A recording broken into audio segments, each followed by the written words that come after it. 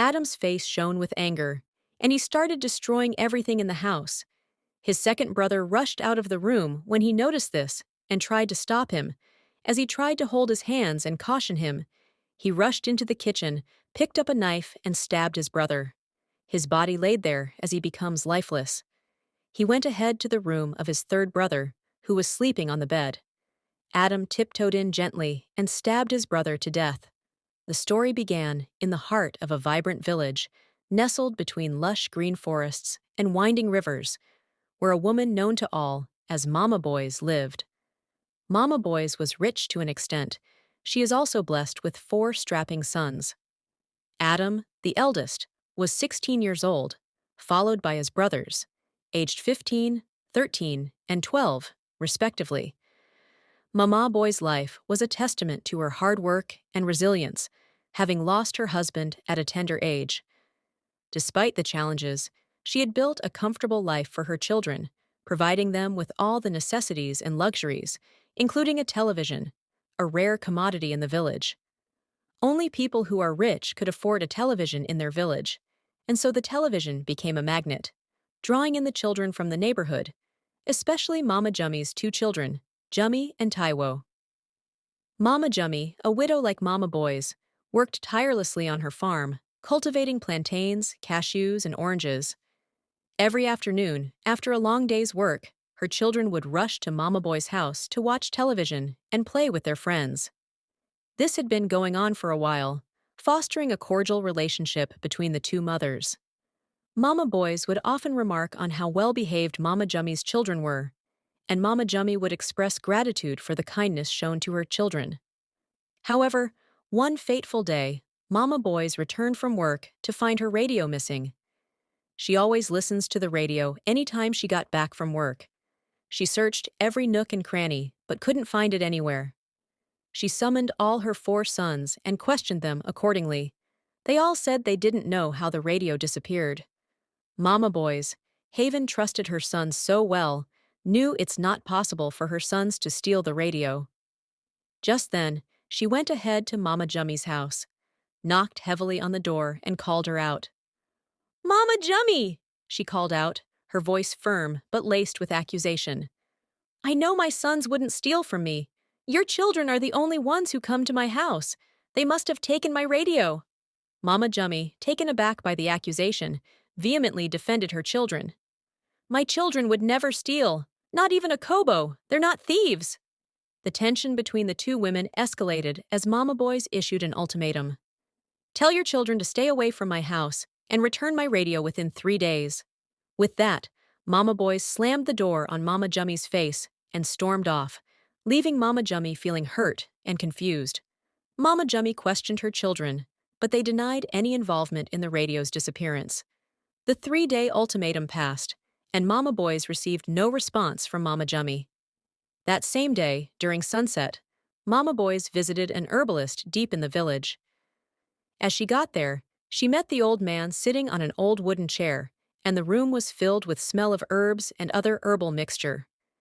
The herbalist welcomed her like she's been coming there before. "My daughter, welcome. What brought you here this time?" he asked.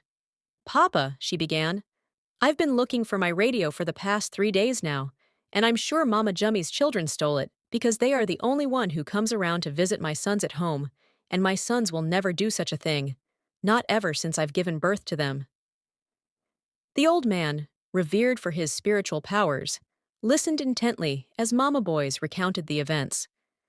"Papa, I want you to punish them for stealing from me. I want to invoke the devil upon them. Let them suffer and kill each other. Let Mama Jummy's children die on the same day." The herbalist nodded solemnly. He prepared a powder, casting a spell upon it. "Sprinkle this at Mama Jummy's entrance. Within 24 hours, the thief will face consequences. Even if Mama Jummy has 10 children, they will all die the same day."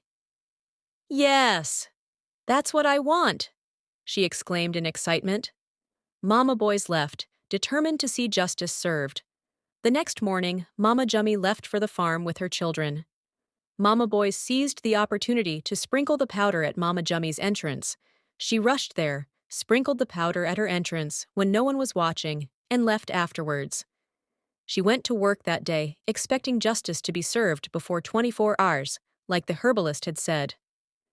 That same day, in the evening time when everyone is returning home from their various working place, her first son, who was sitting on the chair, suddenly grew angry. Adam's face shone with anger, and he started destroying everything in the house. Her second child rushed out of the room when he noticed this and tried to stop him. As he tried to hold his hands and caution him, he rushed into the kitchen, picked up a knife, and stabbed his brother. His body laid there as he becomes lifeless. He went ahead to the room of his third brother, who was sleeping on the bed. Adam tiptoed in gently and stabbed his brother to death. Their mom's last-born had gone out to get food for himself.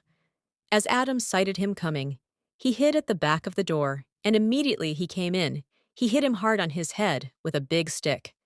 Adam killed his 3 brothers in one day. The village law dictated that anyone who took a life would face immediate justice. Upon returning home, Mama Boys found the bodies of her 3 sons. Mama Boys, horrified by her son's actions, helped Adam escape to a distant village. He didn't want the law to take away his last hope from him. As Adam fled, he was struck by a pickup van on the express road. He groaned in pains and gets rolled down his cheeks. Not long after, he gave up the ghost. The driver sped away, leaving Mama Boys to face the devastating consequences of her actions. Few villagers around helped her take the body of Adam off the road. Overcome with grief, she publicly confessed to her role in her children's demise. She narrated how she had sought vengeance through the herbalist, wrongly accusing Mama Jummy's children. She now realized it was her own son, Adam, that took the radio she was looking for. And this is the reason why all her sons died the same day. The villagers, stunned by the tragic events, realized the importance of forgiveness and not jumping to conclusions. As they helped Mama Boys bury her sons, the village elder reflected, "This tragic tale teaches us to let divine justice or our laws handle disputes. Vengeance only leads to destruction." Thanks you for staying till the end of this video. Please like and follow this page for more.